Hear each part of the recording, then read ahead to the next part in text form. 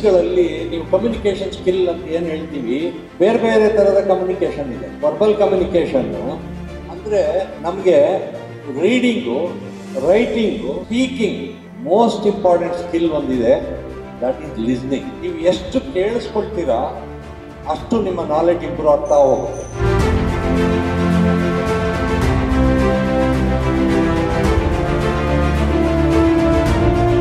ನಮ್ಮ ಪೊಸಿಷನ್ ಯಾವ ತರ ಇದೆ, ಮಿಲಿಟರಿಯಲ್ಲಿ ಇರ್ಬೋದು, ಟ್ರೇಡಿಂಗ್ ಅಲ್ಲಿ ಇರ್ಬೋದು, ಇಂಡಸ್ಟ್ರಿ, ಎಂಟರ್ಪ್ರೆನ್ಯೂರ್ಶಿಪ್.